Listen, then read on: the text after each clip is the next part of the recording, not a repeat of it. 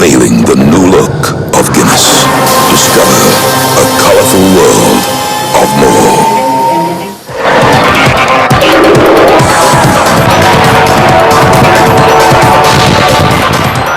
All right, we move on to sports. Here's Olumide Macaulay. Olumide.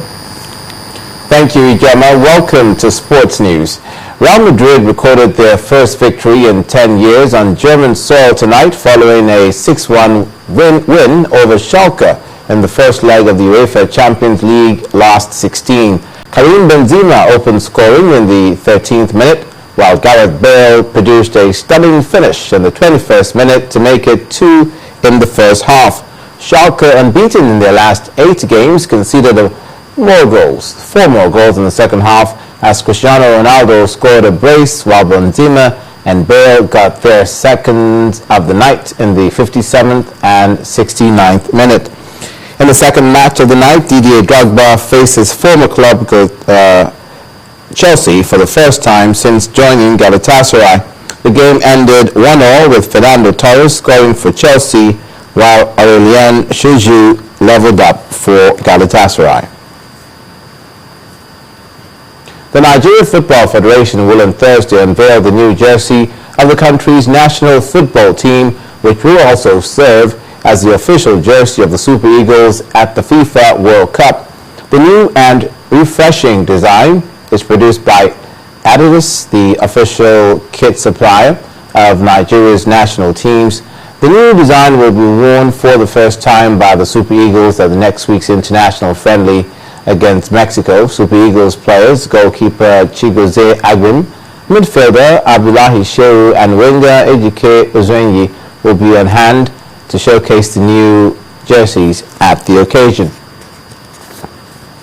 Nigeria Premier League clubs are now to provide a bank guarantee of 25 million naira as against an earlier demand of 100 million naira by the League Management Committee.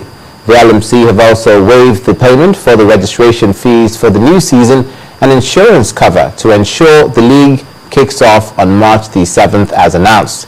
3 clubs, led by Giwa FC, are to now formally ask for a special waiver to pay their players below the minimum monthly salary of 150,000 naira. To ensure equity in the schedule of live broadcast matches, clubs that have any of their home matches televised live shall receive 250,000 naira. However, if for any reason, such as unsuitable stadia and security challenges, a club is unable to host a live broadcast match, the home game of the club shall be played in any other television-friendly venue. To tennis, Andy Murray fought back from a set down to beat Spain's Pablo Andújar in the first round of the Mexican Open in Acapulco. The British world number 7 lost the first set before coming back to win 3-6, 6-1, 6-2 against the world number 34 in humid conditions. The Scot will now face João Sousa in the second round after the Portuguese saw off Adrian Manireno. One thing.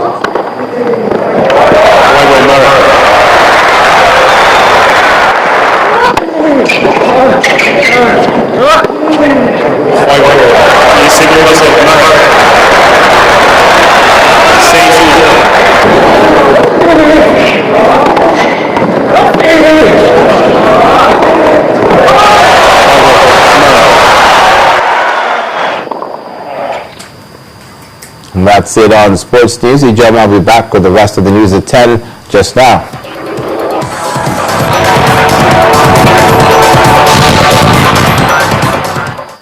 Unveiling the new look of Guinness. Discover a colorful world of more. Well, on the foreign scene now, pro-Kyiv and pro-Moscow protesters have clashed in Ukraine's Crimea region as tensions increase following last weekend's ousting of President Viktor Yanukovych. Here's Cynthia Areh with the details. Well, that scuffle came to a halt only when a police cordon separated the rallies, one pro-Russian, the other involving Crimean Tatars and people backing Ukraine's change of government. A new cabinet is due to be unveiled in the capital Kyiv in a few hours' time. Then, Syrian government forces have ambushed and killed a large number of Islamist rebel fighters in the eastern outskirts of the capital, Damascus. The Syrian state media has reported that 175 people were killed. But the UK-based Syrian Observatory for Human Rights says it's received reports that about 70 died in the fighting in the eastern Ghouta region. Also today, Pope Francis says he's concerned about recent unrest in Venezuela, in which at least 13 people have been killed. Speaking at the end of his weekly general audience, the Pope says he hopes the violence and hostility will come to an end as soon as possible. He called on the Venezuelan people to promote reconciliation through mutual forgiveness and sincere dialogue.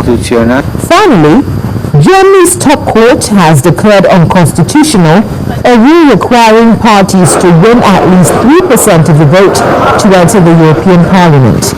The government lowered the threshold from 5% last year, but the Federal Constitutional Court in Karlsruhe said the threshold would be abolished. The ruling paves the way for several smaller parties, including the far-right NPD, to win seats in the May 2014 vote. And those are the top stories on the foreign scene. Thanks a lot, Cynthia. And the main news again. President Goodluck Jonathan has again condemned the Yobe school attack and commiserated with the families of the victims in his address to the nation on the centenary celebration. The Senate has ordered Chief of Army Staff to relocate to Borno State to deal with the insurgency and condemn the killing of students in the Federal Government College, Buniyari, Yobe State. Two UK citizens, Michael Adebolajo and Michael Adebowale, have bagged long jail sentences after being found guilty of murder, and Ukraine's ousted President Viktor Yanukovych has been placed on the international wanted list. Well, that's the news at 10 tonight. Thanks a lot for staying with us. I'm Ijoma Onyanja. You have a good night.